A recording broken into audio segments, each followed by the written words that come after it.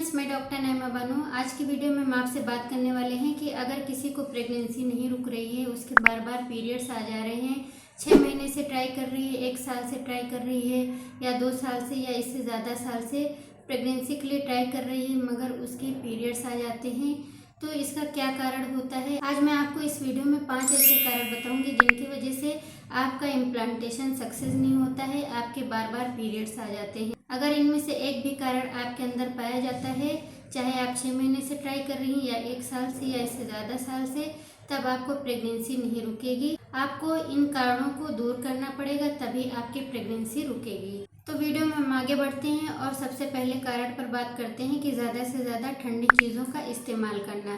Fridge का ठंडा पानी पीना, फ्रिज की रखी हुई चीज़ें खाना, आइसक्रीम, कोल्ड ड्रिंक्स वगैरह आप पीती हैं, इससे आपके बच्चेदानी की तरफ का जो ब्लड फ्लो होता है वो कम हो जाता है। इससे आपके बच्चेदानी की तरफ का जो ब्लड फ्लो होता है वो कम हो जाता है।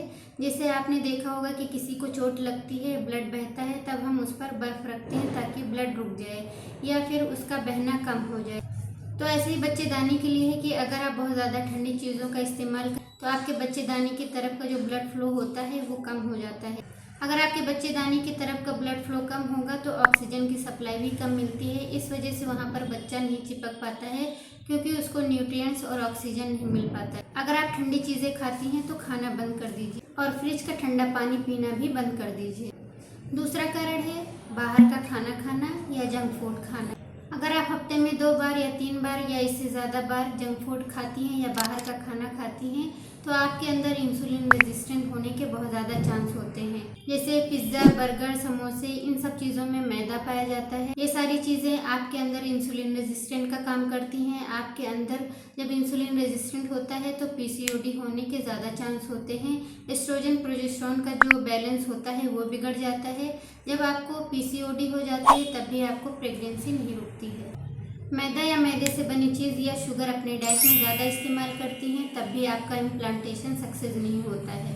नंबर तीसरा कारण है जिसकी वजह से आपका इम्प्लांटेशन सक्सेस नहीं हो पाता है, नींद की कमी या देर रात तक आपको जागना होता है। इसकी वजह से आपके अंदर मेलेटोनिन का जो काम होता है वो कम हो जाता है और कॉर्टिसोल हार्मोन आपकी बॉडी में बढ़ जाता है, जिसकी वजह से आपको स्ट्रेस बहुत ज़्यादा होने लगता है।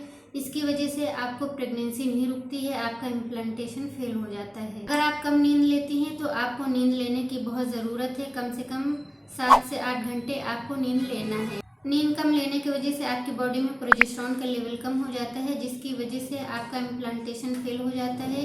प्रोजेस्टेरोन की कमी से भी आपको बेबी नहीं रुकता है। प्रोजेस्टेरोन आपके बच्चे को सपोर्ट देता है, इस वजह से अगर आपकी बॉडी में प्रोजेस्टेरोन का लेवल कम होगा तो आपका बेबी नहीं रुकेगा, आपका इम्प्लांटेशन फेल हो जाएगा। चौथा कारण है स्ट्रेस बहुत ज़्यादा लेना। अब यही मान लीजिए कि अगर आपको प्रेगनेंसी नहीं रुक रही तो आपको बहुत ज़्यादा स्ट्रेस होता है, इसकी वजह से भी आपको प्रेगनेंसी नहीं रुकती है। अगर आप किसी वजह से स्ट्रेस ले रही हैं या प्रेगनेंसी ना रुकने की वजह से स्ट्रेस ले रही हैं, तो आपको इन सब चीज़ों से दूरी बना लेना है। आपको अपनी लाइफ स्टाइल चेंज करना है, अपने खाने पीने की चीज़ों को चेंज करना है, ताकि आप जल्द से जल्द गर्भ धारण कर सकें। स्ट्रेस ना हो इसके लिए आप कोई मैगजीन पढ़ सकती हैं, अच्छे लोगों के बीच में बैठ सकती हैं, जिसकी वजह से आपका स्ट्रेस कम हो सके। नंबर 5वां कारण है ओरल कॉन्ट्रासेप्टिव पिल्स का बहुत ज़्यादा इस्तेमाल करना।